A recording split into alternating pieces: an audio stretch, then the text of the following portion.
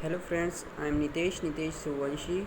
आज हम सिंबल्स के बारे में काम करने वाले हैं।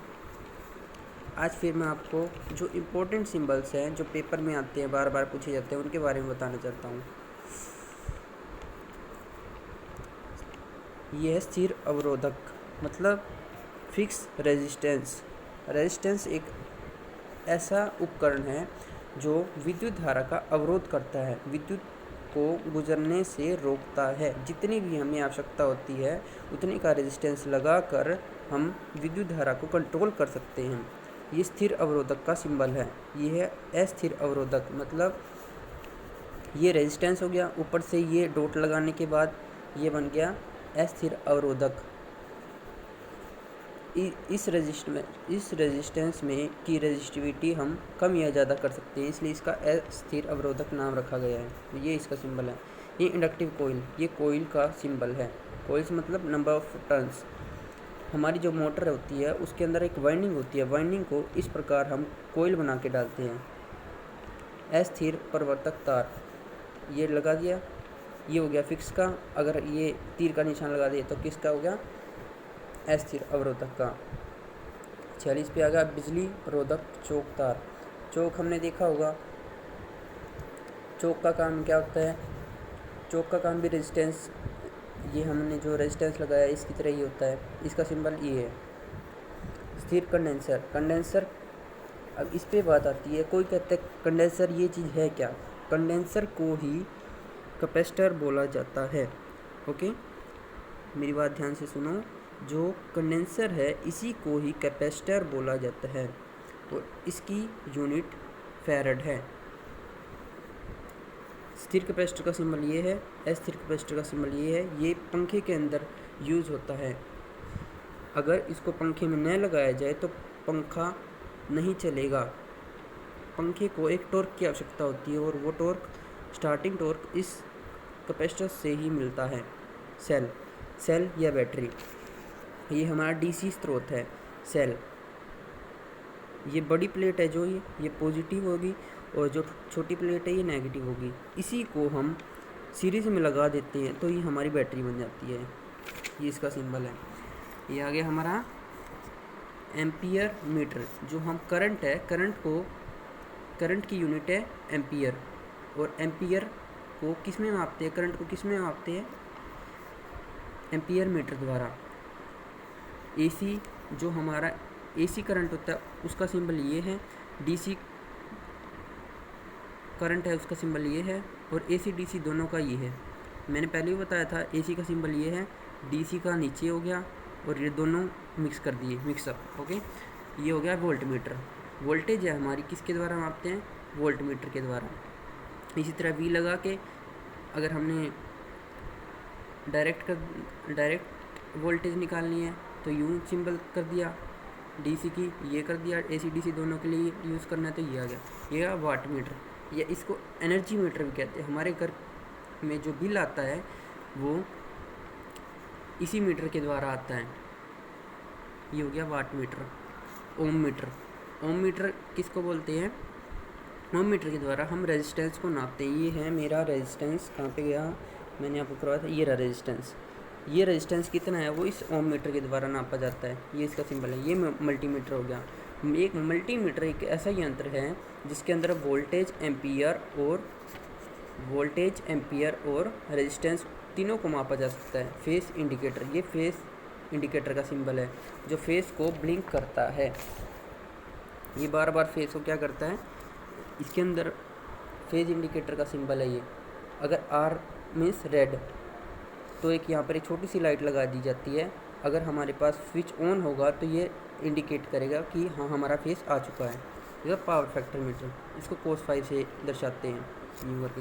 ये गया फ्रीक्वेंसी मीटर। फ्रीक्वेंसी, हमारे इंडिया में मोस्टली 50 हर्ट्ज़ पर सारे उपकरण काम करते हैं और हमारे इंडिया की फ्रीक्वेंसी 50 हर्ट्ज़ है।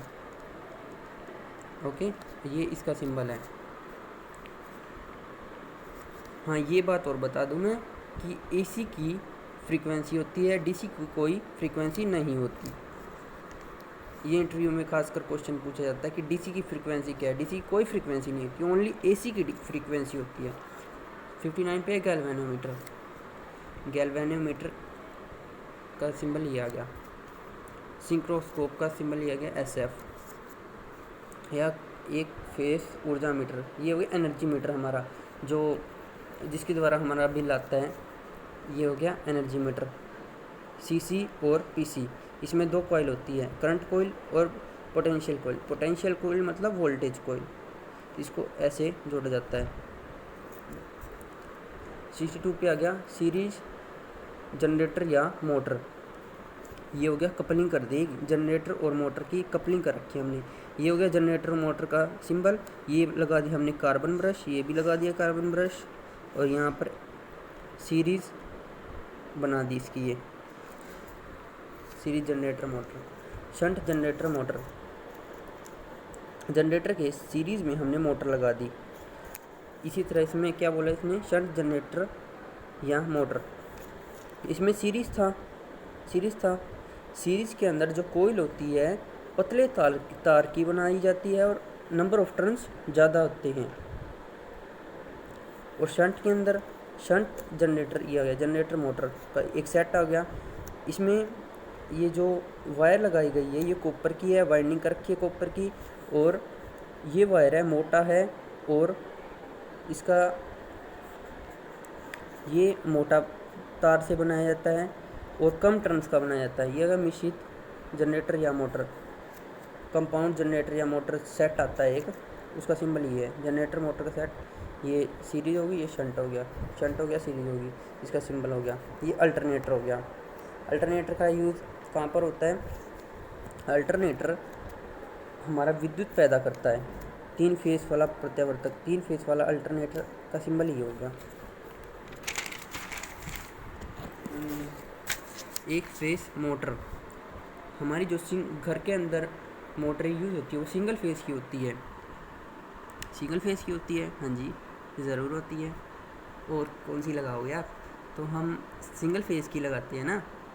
तो सिंगल फेस का मैंने पहले बताया था, 1 में 5 कर दिया, मोटर बना दिया, गोला डाला, और यहाँ से ये 2 निकाल दिया terminal. Okay, squirrel cage motor, अब क्या करा इन्होंने, 3 फेस की मोटर है और 3 पॉइंट निकाल दिए, RYB से कनेक्ट कर दिया, और इसको किससे किया था, फेस और न्यूट्रल से किया था। यहाँ पर 220 वोल्ट की आवश्यकता थी, यहाँ पर किसकी है, RYB 3 जो हमारे फेस होते हैं उनका सीक्वेंस होता है 440 वोल्ट का। अब यूँ पूछोगे कि सर RYB, अभी तो आपने बोला था, ये हो गया N, अभी तो आपने बोला था कि इन दोनों के बीच का फेस सीक्वेंस होता है 220 वोल्ट, तो इनके अंदर का सीक्वेंस तो ज़्यादा होना चाहिए। इसका 440 कैसे बना RYB का, तो 440 ऐसे बना कि हमारा जो फेस सीक्वेंस होता है ओनली 2 के बीच में होता है, या तो फेस के बीच में होगा या फेस और न्यूट्रल के बीच में होगा, इसलिए इनके बीच का 440 मापा गया और इसका 220 वोल्ट मापा गया है। अगर इन तीनों को लेंगे, 220 इसका हो गया, 220 इसका हो गया, 220 वोल्ट प्लस 220 वोल्ट इसका हो गया और इसका हो गया। फेस का लिया हमने, फेस सीक्वेंस कितना हो गया 440 वोल्ट, और हमारा फेस और न्यूट्रल का लेंगे हम, इन दोनों का कंबाइन करके बनेगा 220 वोल्ट। 69 आ गया, 3 फेस स्लिप रिंग प्रवर्तक मोटर का सिंबल ये होगा। 2 वाइंडिंग का ट्रांसफार्मर का सिंबल ये हो गया, 2 वाइंडिंग का। इसमें देख रहे हैं आप नंबर ऑफ टर्न जाता है, इसमें कम है, इसका मतलब कौन सा ट्रांसफार्मर, ये स्टेप डाउन ट्रांसफार्मर में अगर यहाँ से हम 220 वोल्ट AC सप्लाई ट्रांसफ़र करते हैं तो ये यहाँ पर जाकर एक इंडक्शन के द्वारा, इसको म्यूचुअल इंडक्शन के द्वारा 220 नहीं निकालेगा, कम कर देगा, स्टेप डाउन कर देगा AC को। जैसे 220 यहाँ से डाली सप्लाई, यहाँ पे कितनी हमने लेनी है, मान लो 12 वोल्ट लेनी है, तो ये 12 वोल्ट देगा हमको। ऑटो वाइंडिंग ट्रांसफार्मर, ये ऑटोमेटिक ट्रांसफार्मर का सिंबल है। ये पोटेंशियल ट्रांसफार्मर का सिंबल है। ये इसकी प्राइमरी वाइंडिंग है, ये सेकेंडरी वाइंडिंग है। Primary winding